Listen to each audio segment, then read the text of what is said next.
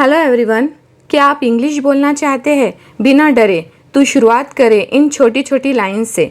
आज मैं आपके लिए लाई हूँ 20 यूज़फुल सेंटेंस स्टार्टर्स, जिन्हें इस्तेमाल करके आप आसानी से इंग्लिश सेंटेंस बना सकते हैं। तो चलिए देखते हैं इन 20 सेंटेंस स्टार्टर्स को। हमारा फर्स्ट स्टार्टर है I want to. I want to, मैं चाहता हूँ। अपनी इच्छा, ये डिज़ायर बताना हो तब हम ये स्टार्टर का यूज़ करते हैं, आई want to.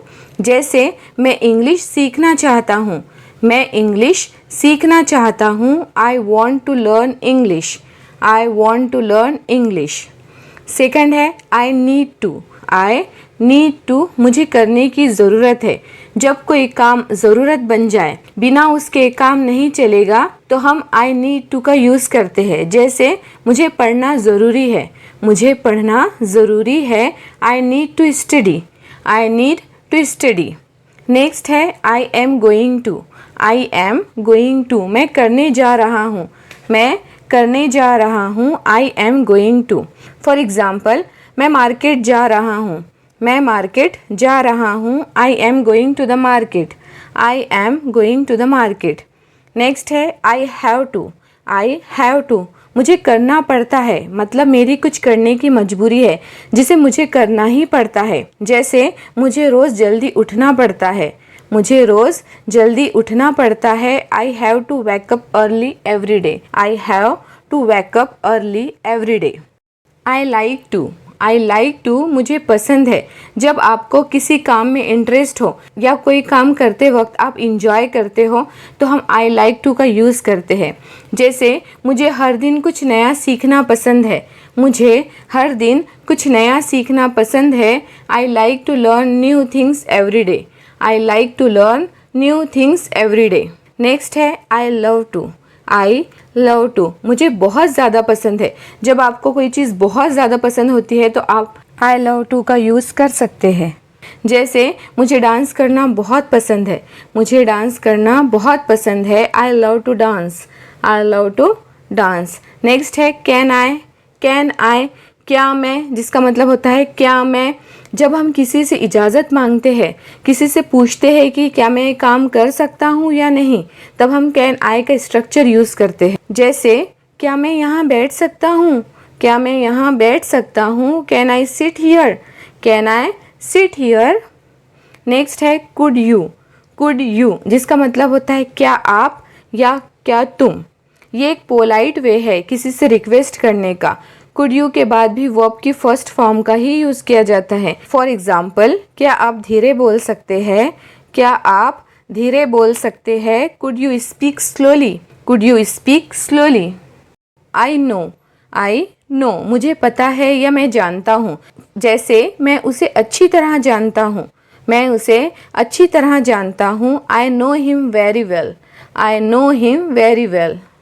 I don't know. I don't know, मुझे नहीं पता या मुझे नहीं मालूम। आई डोंट नो के बाद हमेशा कोई ऑब्जेक्ट या कोई बात आती है। जैसे मुझे जवाब नहीं पता। मुझे जवाब नहीं पता। I don't know the answer. I don't know the answer. Next है आई थिंक। आई थिंक, मुझे लगता है या मेरा मानना है। ये फ्रेज़ हम तब यूज़ करते हैं जब हम अपनी सोच, ओपिनियन या आइडिया किसी को बताते हैं। आई थिंक फ्रेज़ का यूज़ करते वक्त आई थिंक के बाद सेंटेंस आता है जो आप कहना चाहते हैं। जैसे मुझे लगता है हमें अब चलना चाहिए।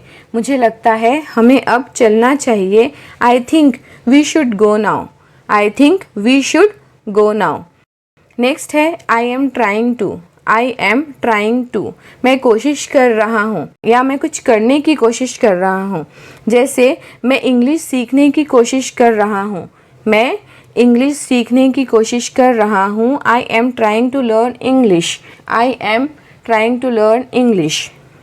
नेक्स्ट है I am thinking about. I am thinking about, मैं सोच रहा हूँ या मैं इस बारे में सोच रहा हूँ। या मैं इस बारे में सोच रहा हूँ। फॉर एग्ज़ाम्पल, मैं सोच रहा हूँ कि इस समस्या को कैसे सुलझाया जाए। मैं सोच रहा हूँ कि इस समस्या को कैसा सुलझाया जाए। I am thinking about how to solve this problem. I am thinking about how to solve this problem. I didn't mean to. I didn't mean to, मेरा इरादा नहीं था या मैंने जानबूझ के नहीं किया। जैसे मेरा इरादा तुम पर चिल्लाने का नहीं था, मेरा इरादा तुम पर चिल्लाने का नहीं था। I didn't mean to shout at you, I didn't mean to shout at you. Next है I am busy with, I am busy with, मैं व्यस्त हूँ, मैं व्यस्त हूँ।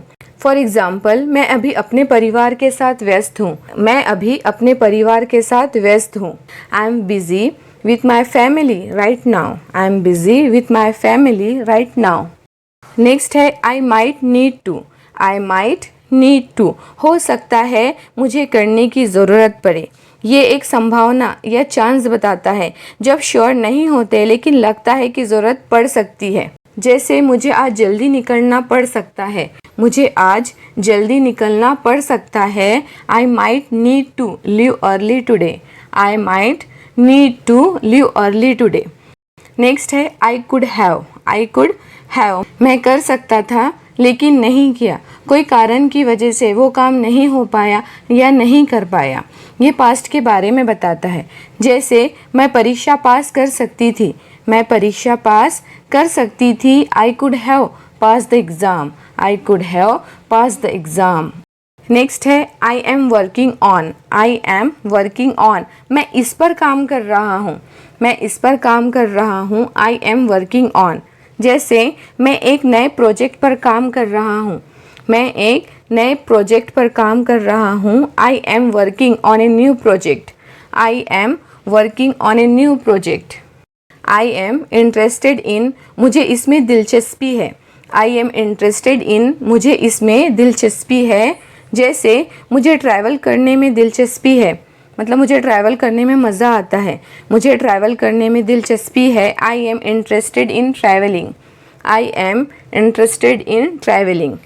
नेक्स्ट है I realised it, I realised it, मुझे एहसास हुआ कि, मुझे एहसास हुआ कि, मतलब जब हमें कोई चीज़ महसूस होती है, कोई काम करने के बाद हमारे समझ में आता है कि क्या गलत था और क्या सही था।